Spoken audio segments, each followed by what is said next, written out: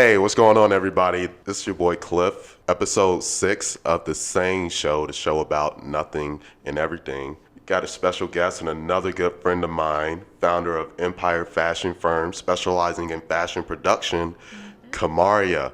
How you doing? I'm great. How are you? So good to see you. How long has it been? Clifford, I don't know. Has it been 2 years? I don't know. We met up for wings. I don't know. It was, Yeah, it's been a while. It's been 2 years too long. Yes. I know I got to get better at catching up with my friends. So good, because I know, but yet again we're both busy. You're doing your thing. I'm doing my thing. So it's all within good reason sometimes. So today we're going to talk about the fashion cycle. Just talking about the different trends and where fashion has been and where is it going. We're also going to talk about New Year's resolutions since we're nearing that time. Time for bring in 2019. Wow. Jeez, Louise. And then we're going to ask Kamaria a couple questions. So let's go ahead and hop right into it. The fashion cycle. So kind of how I mentioned earlier, I've always been thinking about it lately as far as where fashion has been, even some of the trends that we got to bear witness of, and then the trend now. What crosses my mind every now and then as far as where is it going? I'm curious to know as far as where this trend is going, and sometimes I feel like what we have now is it, but I'm pretty sure that isn't the case. Right. So you know better than I do.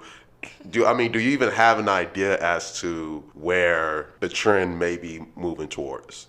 Okay, so yes and no. You have the official answer and then you have the unofficial answer. So officially, the fashion cycle consists of, I believe it's 5 different parts. You have the introductory stage where people are really introduced to whatever fashion or fad even or trend that is going on. You have the rise, which is when other people are, catching on. Typically, you have the trickle down theory, which is where celebrities start wearing it first and then it trickles down to like everyone else. Or you have the trickle up theory, in the rise segment of that, where it's more commoners, more citizens that are wearing something, and then it trickles up to celebrities or other people in the pop culture arena. You see that a lot actually in the urban part of it, and then of course you see that whenever you think of jeans or like urban wear or athleisure, stuff like that. But whenever you're looking at the trickle down coming from the celebrities, it's more of the name brand, high end, different cuts and silhouettes and stuff like that trickled down.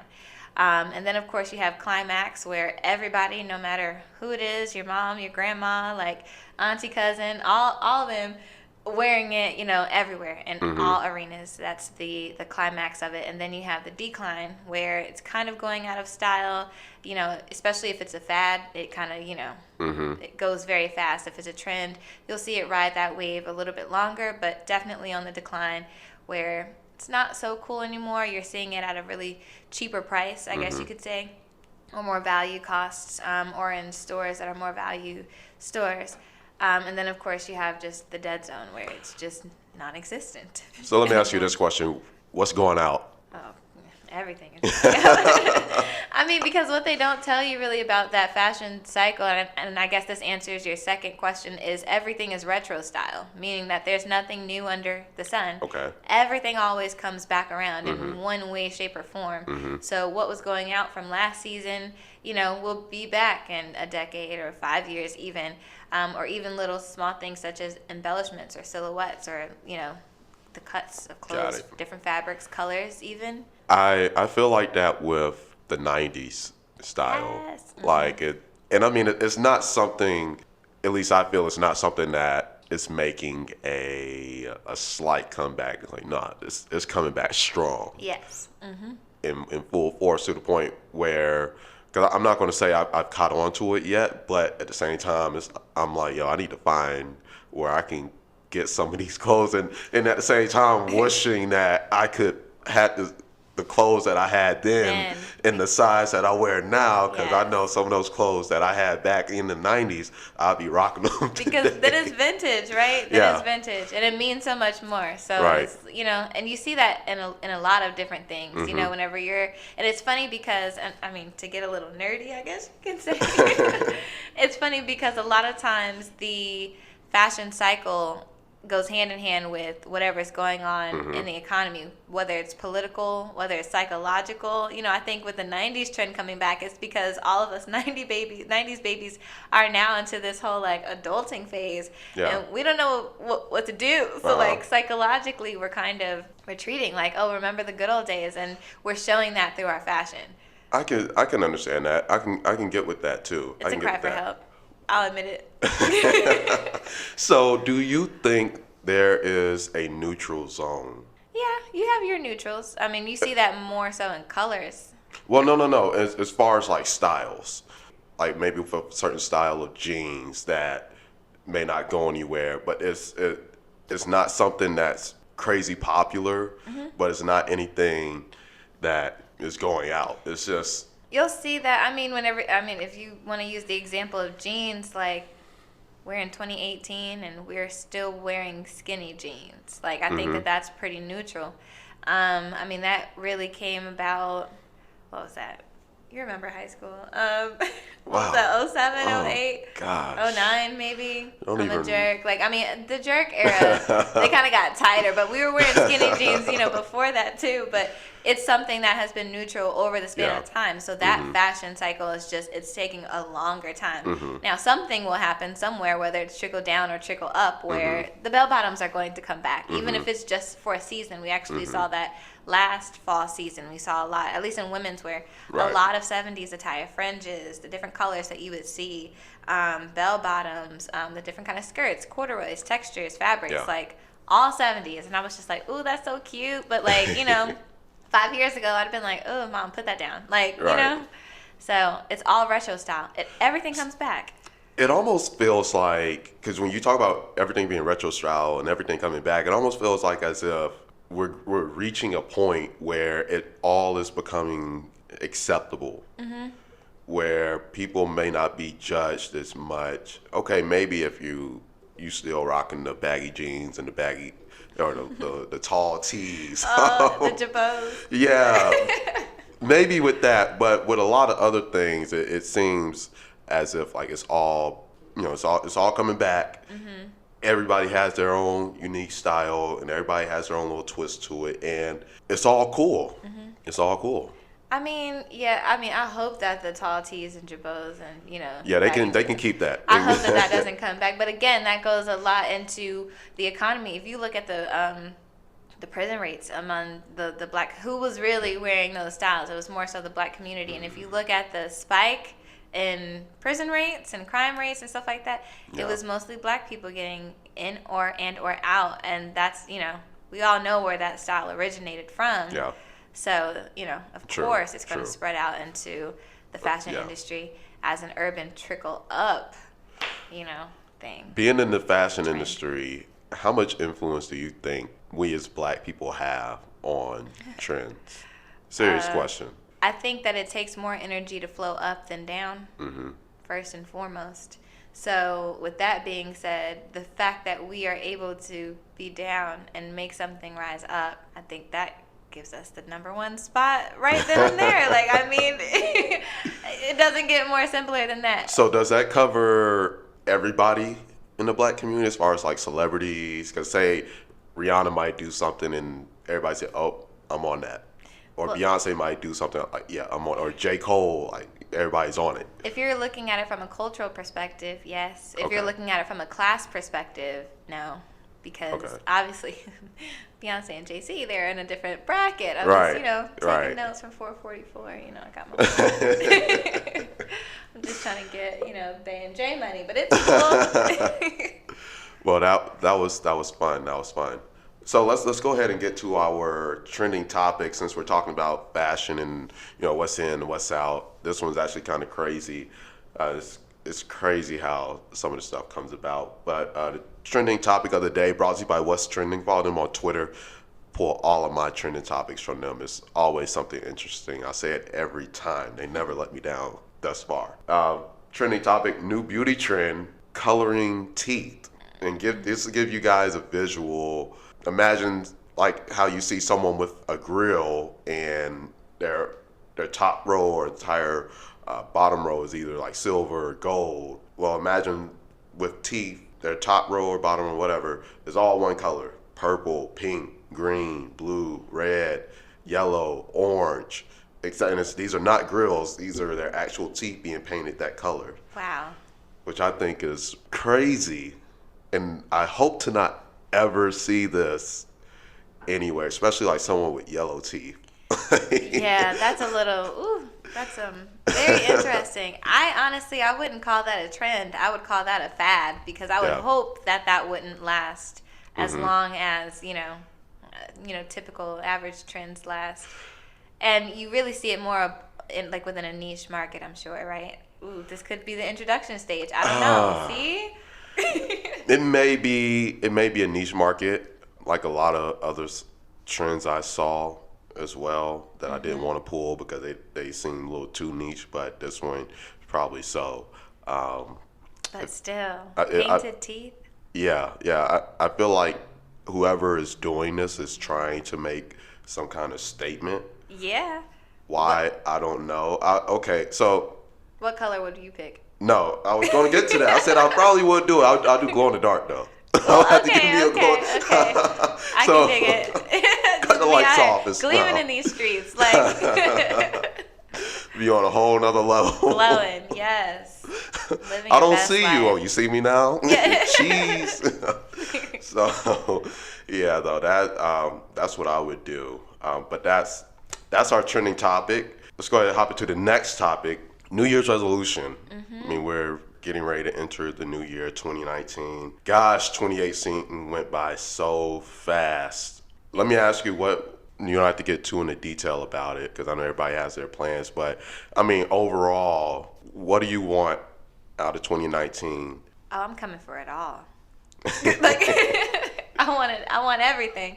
But I guess on a New Year's resolution tip or perspective, I would say, honestly, it would be more personal than business, I guess. And it would be, I want to stop complaining. Like, I feel like based on how we grew up, this whole instant gratification era and stuff like that, I mean, within our community, like the Black community, it's not that instant, but like instant enough to the point where it's just like, we still have some sort of millennial entitlement, where we think that things happen overnight.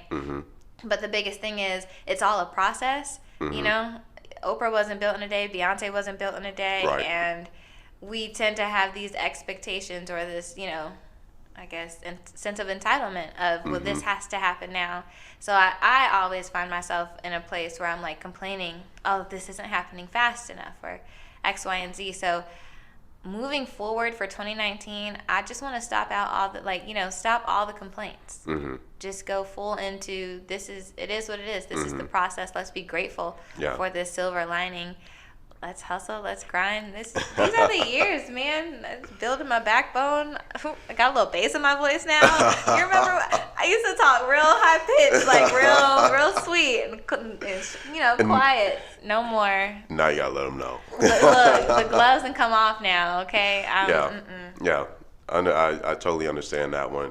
I'll say for me, this year it's been a really strong year for me. I did a lot of growing personally, professionally, and I will say I finally learned to embrace my gift, which is my voice and my ability to talk to people. It's about time.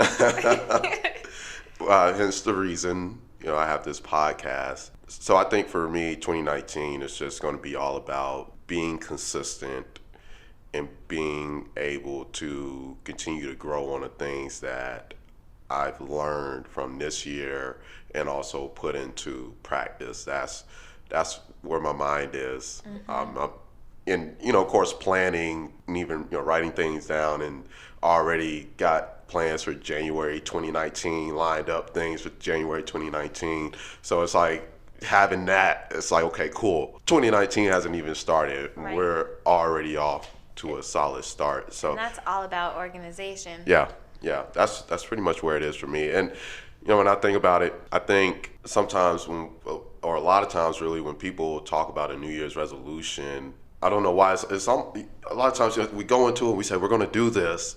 This is going to be my plan, and this is what I hope to accomplish. And it's almost like, okay, I'm going to do this beginning of the new year, start this, and then say maybe February, March, and then it's like, okay, I tried. Or it just fizzles out. Yeah. People lose their fizzle, Well, and that's because people aren't incorporating it into who they are.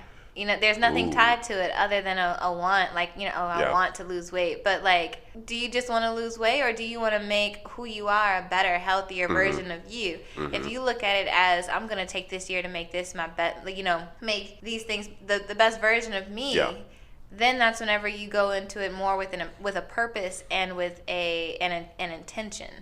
And I think whenever you go in with intention, it can't fizzle out, because at that point failure is not an option. As long as you remember why you started, and why you started is typically some sort of reflection or indication of who you are. Right? It's so funny when you put it like that, because that made me think about, say, like with an organization. Usually especially when you talk about large companies and they want to do something, you have to look at the culture and the people. And then you start there, and then you look at your initiatives, and everything has to align. So if we bring that down to a personal level, then you got to look at yourself. You got to look at your lifestyle and all the various things that you do, and then see if that aligns with what you're trying to accomplish. Because if that's the case, then because you made me think about, as far as like my diet, trying to, my girlfriend gives me so much of a headache about eating out and stuff. But trying to, like, I've gotten a lot better, especially, cooking, and even like eating veggie burgers every day for lunch. It's like, at the same time, it's like, okay, I'm going to eat better. Okay, cool. Cause I want to do better, do what's best for my body. Right. And it helped because, like, well, I'm working out too. I work out, I'm eating right, going to the doctor, in fact, next week, to get my annual physical. So doing that stuff, because it's a lifestyle, like you said. Like, you have to be able to do all of these things, because one thing affects the other. Right.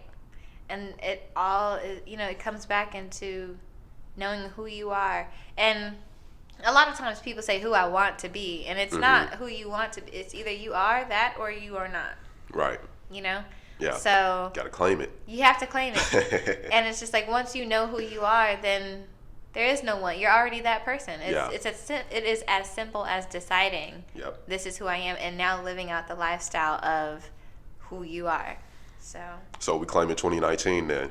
Yes.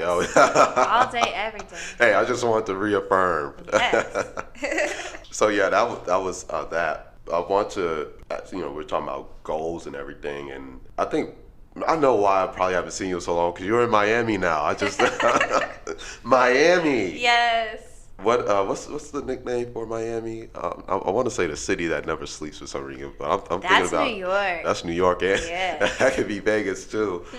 So you probably told me this too, but what took you back? Ooh, okay. So Charlotte is home and will always be home. But whenever you look at the fashion market in Charlotte versus, Miami, New York, Milan, Italy, Paris, places like that, Charlotte's fashion industry versus Miami's fashion industry. Miami's was a little bit, there was more going on. So I figured, okay, if I moved to Miami and moved my company to Miami, I'd be able to gain more experience. I felt like off the rip, New York might eat me alive, and I would rather, go in with, I have the experience, but as far as under my name, like under my company name, obviously, we wanted to grow and like take our time, so that I knew that I was doing it right, so that by the time that I do get to New York, like everything is perfect and popping. So New York is in the picture? Ooh, yes, New York is in the picture. Okay. Yes. But, Miami is also an emerging fashion market. Like, I know I just got really excited, but it's very, very true. Yeah. Like, it's emerging, and it's emerging so fast. So you'll see, your typical 4 fashion weeks: New York, Milan, Paris, and London. But Miami is being recognized for the first, they're calling it unofficial, but it's quickly becoming official. So it's something that is growing, and the Miami market like is really making that its own. So instead of having a full fashion week, they are known for swim week now, and that's growing crazy fast. That's great.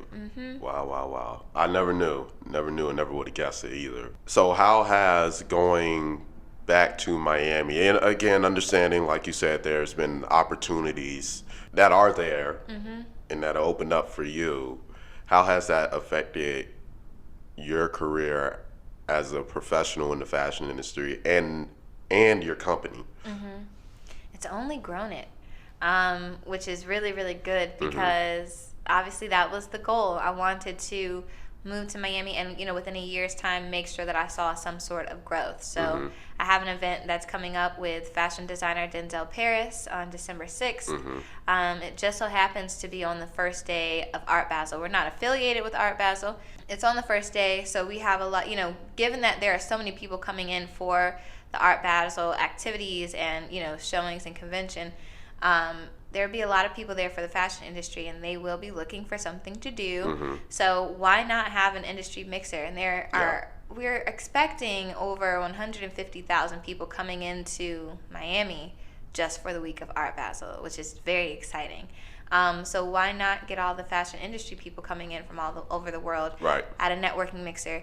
And my purpose for that is to make sure that people are communicating and talking about their goals, not just hi, my name is, this is the company that I work for, and this is what I do. Yeah, that's great, but let's talk about what projects you're working on, what goals you have in the next 3, 6, 9, 12 months, and how can we work together, or do you know someone that you could introduce me to work together? So there's that aspect, which I think is going to be very, very I think it's necessary. It's a conversation that needs to happen. We have 600 people already RSVP'd. And then, of course, the more so my, speed of things is a designer presentation that we have going on. And most people don't know what a designer presentation is. They just think of fashion shows, which is great. I can produce a fashion show. I can direct a fashion show. I've been doing that since I was 16. But with designer presentations, it's a more stationary display of the designer's collection that is coming out. So you'll see, and so the models don't move, or they're on mannequins or something, and media buyers, public, they can all come in and take a look at this designer presentation, pre-order the collection, take as many pictures as they need, and it's designed around, the brand or a message or the political temperature of the economy. It can be anything. So this year I'm working with fashion designer Denzel Paris and another fashion brand called Comforty Naz. Denzel is more of a luxury fashion designer, whereas Comforty Naz is more of a luxury fashion brand with a mission and a cause. So they want to bring awareness to things like politics, to things like the economy, different hot topics that are going on that they want to bring awareness to through fashion. So it's really cool to see those two brands come together and collaborate and, position themselves in front of not just the general public, but the media and the buyers, and capitalize on, just the fashion industry as a whole and the strength of its growth in Miami. So I'm excited. You should be. You have no idea. I'm excited for you. I get excited, of course, following your pages on Instagram. Thanks. And of course, it's to us on the outside, we only see certain things as we should. And from what you present, I look at it and I say, wow, she is killing it. I admire what you're doing. Thank you. And it just I look at you and I look at everybody else, and I'm like, man, these people are killing it. They're doing their thing. It motivates me to continue doing what I'm doing. Especially because I went to school with all of you guys. We did. So it's just like, wow. I'm impressed. I'm not surprised, but I am impressed. So thank you. It's what I expect from my peers. So yeah. I mean, you're killing it, and even when we were talking about that event, the Art Basel the event that you're part of, and I'm just kind of like, I don't know what I can contribute here, because this like, I mean, just from what you showed me, like, I'm like, you pretty much got it all.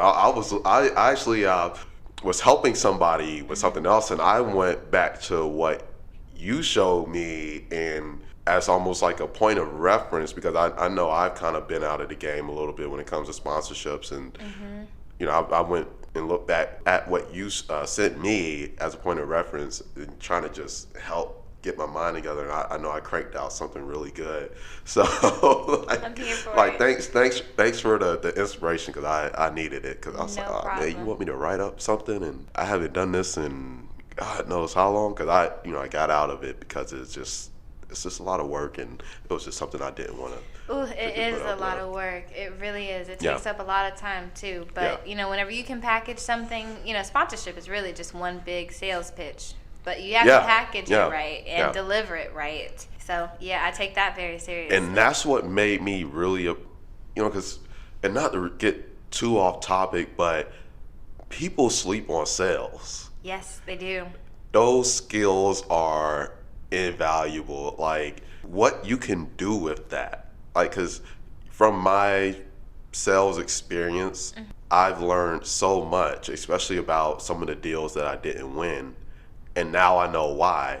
And if I had to be put in that situation again, you know exactly what to do. Exactly. So oh man. It's very strategic. Yeah. So that's why I love sponsors, because I would love to be a part of something big and be able to go after. I like to go for the whales, go whale hunting for big sponsorship packages, and those are the ones that you can get a lot out of, and if you set it up right, or whoever you're working with will take care of you.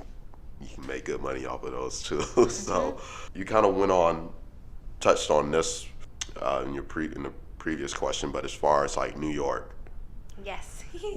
So in Miami now, I guess, are you waiting to at what point will you say, okay, I'm ready to go to New York, or I want to go to LA?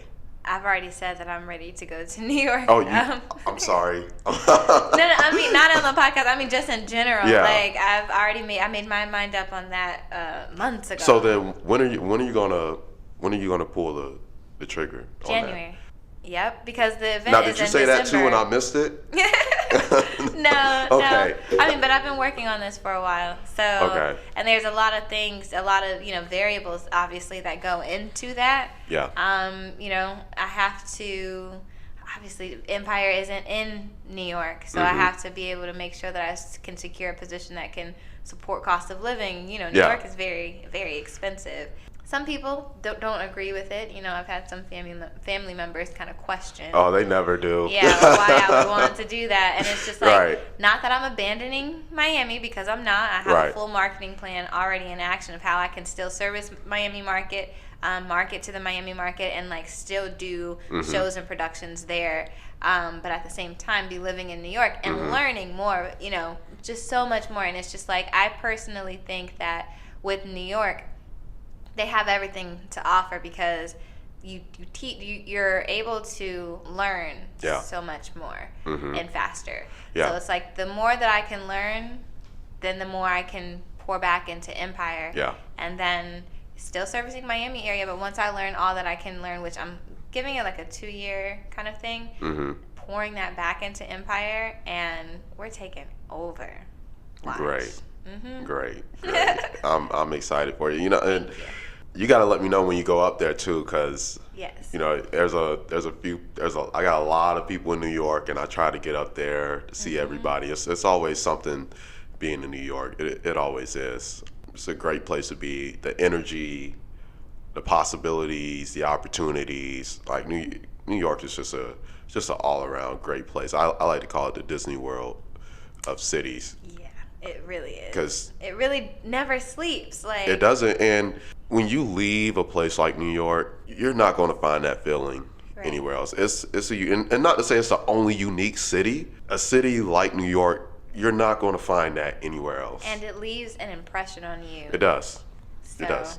it's well worth it. It's hard for me leaving to New York and coming back to the South is every time because it's so I get so caught up in the energy and stuff, and when I come back, I'm like, man, y'all moving too slow for me, or y'all, I'm ready. It makes you ready to, like I went up there with the mentality ready to do something. Right. One thing I told somebody about New York, I said the one thing you got to know about New York when you go there, you got to be ready, because that's why people go there, because like if you're really about what you say you want to do when you go to New York, keep that same, it's like, so you better have that same energy when you get here. Keep that same energy. You're right, because the thing I love about how they operate up there is the fact that they say they're going to do something, they're going to do it, and they don't drag their feet to do whatever it is they're going to do. No, it's just done. Like, right. There's no questions asked. Even if you don't know how, you better make some, line out of some water. Right, exactly. And it's so easy to come across people. I always go back to the story. It was my first trip up there. It might have been my first day.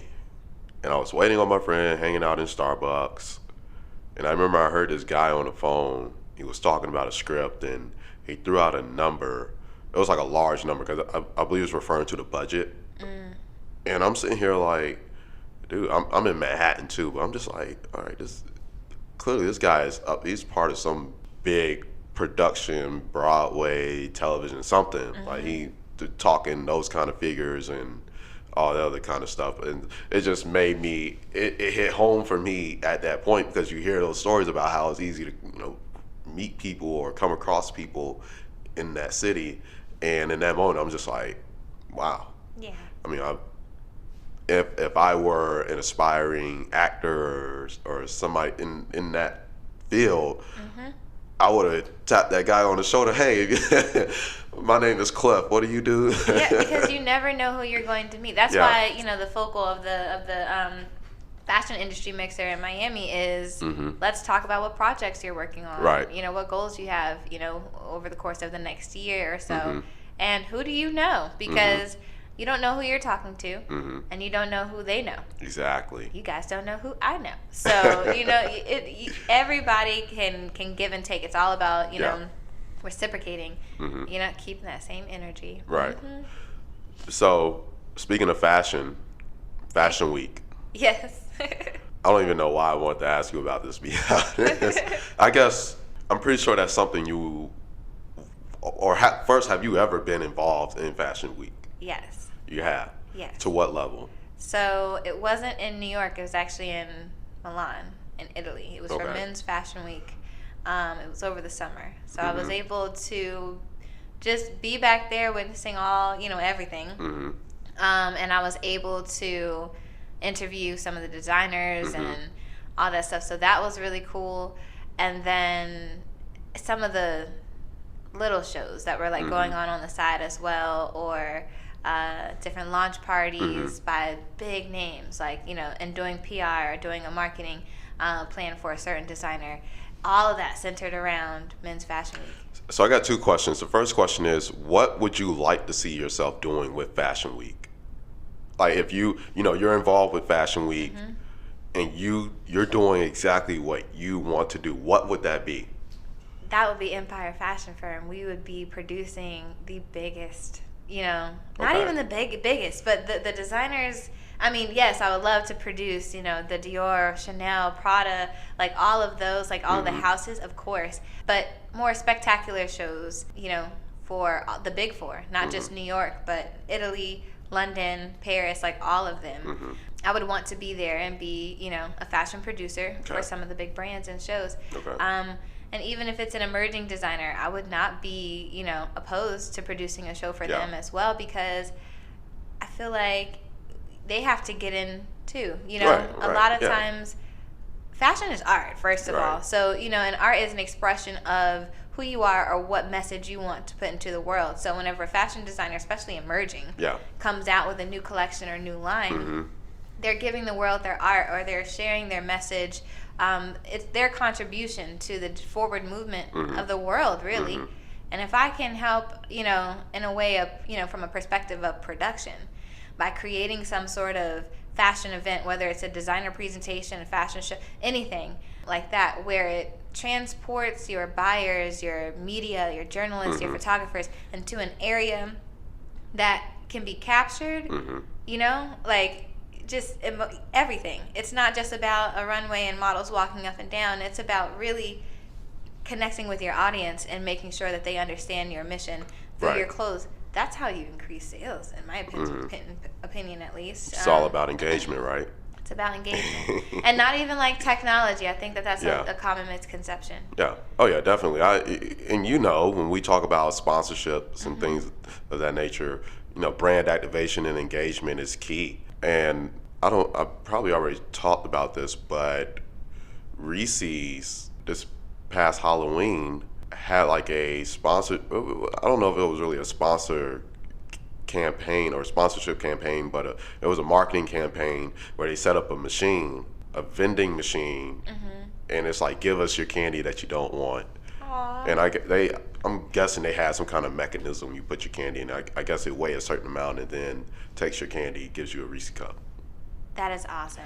Perfect. But that's guerrilla marketing. Yeah. Like that is something, and it's very like highly engaging. That's why they have such great results with that. But especially now with social media, because I'm sure it was everywhere. Yeah. But same thing with fashion production. Whenever you can create, you know, some sort of production that transports people, even if it's just through leaving an impression on them. You know, if you're going to New York Fashion Week and you're pretty much in the same venues, you know, or going from venue to venue, but they all look the same essentially. Yeah. But if you can create a new world, that show is going to be the one that everyone's talking about. Right. It's going to be the one that everyone remembers because it was that spectacular, even if it's simple, because you can, you know, if you do simple very well, it's tasteful.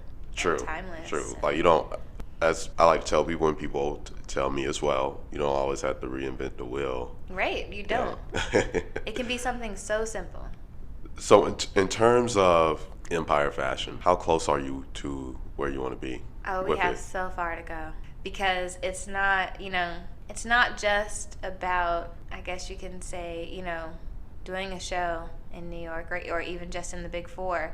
It's about sending a message to the world. It's so much bigger than me. Because I think, you know, I guess going into a space where, you know, you can talk about representation, I think is a big part. It's a key part. Because, I mean, I look at that level and I don't see anybody that looks like me, you know? And I see a lot of people that don't look like me, and I see an industry that, you know, may or may not welcome me because of how I look. Or I might be judged immediately. You know, I think of movies like The Devil Wears Prada, and I'm just like, but I still have so much that I can give, and like you aren't open to hearing that, you know, because of the fact that I don't look like you or fit the, you know, the mold of what success looks like to you. But forget what success looks like to you. Like, you know, you're looking at success right now. So how about we, like, you know, let's talk about some ways that we can work together to move this forward. That's humanity. Empire Fashion Firm is so much bigger than just fashion production. That is our vessel. But it's about humanity. It's about bringing people together and showing representation for other girls. There's a student at Johnson & Wales University. They're sponsoring the designer presentation in the fashion industry mixer. Sorry, I don't know how much longer we have, but there was a student, and she was talking to me about how she wanted to go and intern for this designer in Switzerland. And she's from Philadelphia, you know, African-American girl, so cute, so sweet. Great, just her energy was great, and I told her, I said, well, what's the issue? And she said, it's in Switzerland. And I'm just like, so move to Switzerland. And she goes, I can't do that. I'm like, well, why not? And she said, well, you know, one, it's in Switzerland. I'm like, that's no problem at all. Get out of your mental frame. Right. And then two, she was saying how they were telling her to submit, you know, her application closer to her internship period. And I said, okay, that's fine. She said, so they don't want to hear from me. I said, that's not true. Call them, make them your best friend. You're still in college. Make every project that you work on centered around them. So that way, whenever they do get in your, like, all the applications, because you won't be the only one that applies. Right.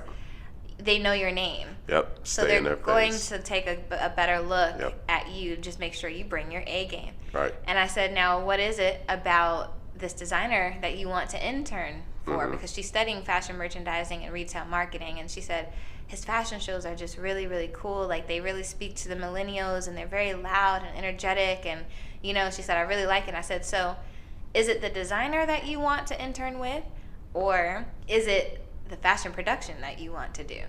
And she kind of like looked at me and she goes, That's never good. really thought about it. And in that moment, I saw myself, because you remember me in high school. I used to go around saying, I want to be the top professional international supermodel of the world.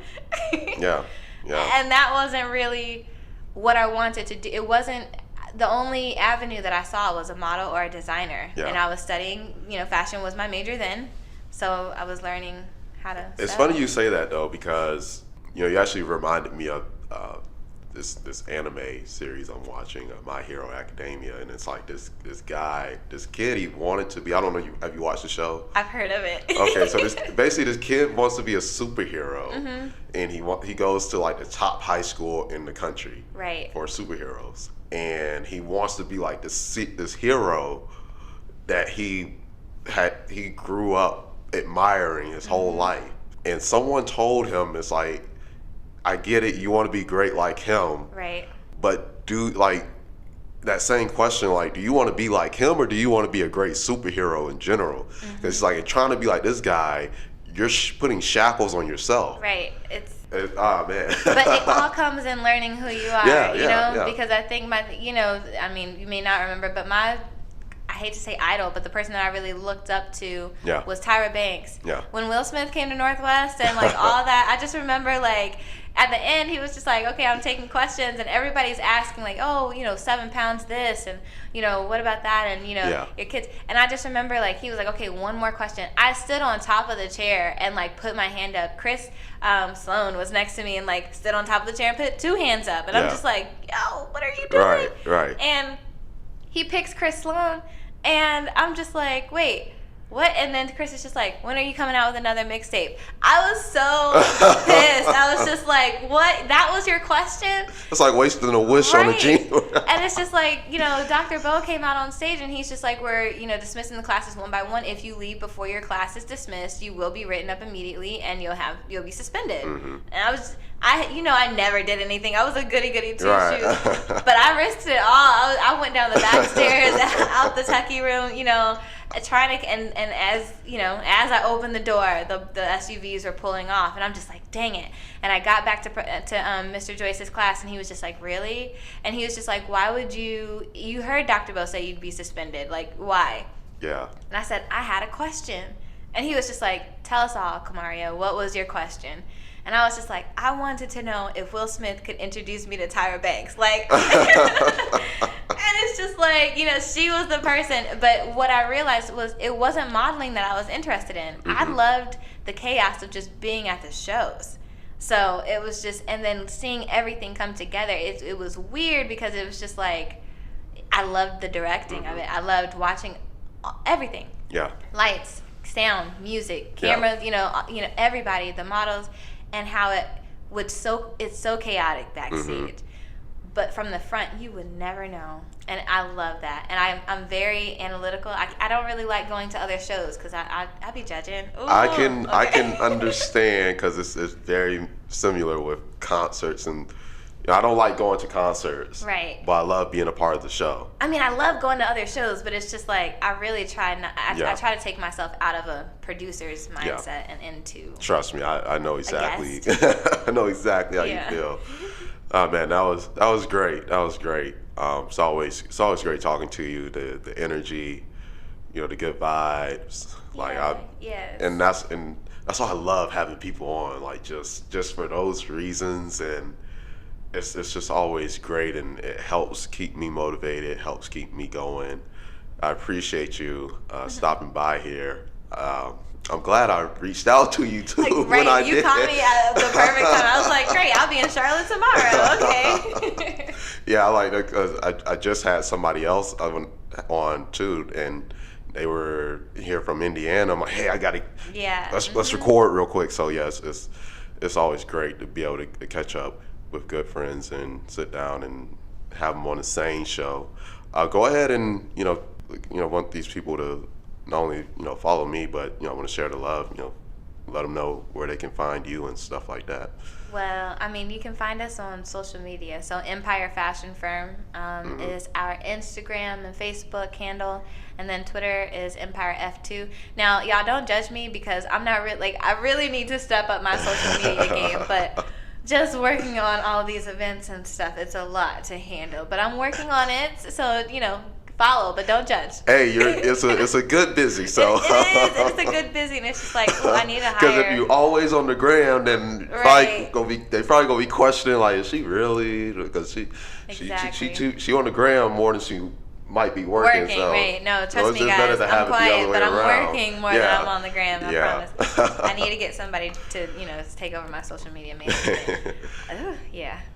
And of course, if you haven't done so, go follow the SANE Show, SANE_show, the SANE Show on Instagram. Yes. SoundCloud, the SANE Show. Link is in the Instagram bio as well. But listen, like, share, follow, subscribe, and that's it. Thank you again, Kamaria, for being on. Always appreciate it, and always great talking to you. Thank you, everybody else, for listening and following and supporting. With that being said, we're out.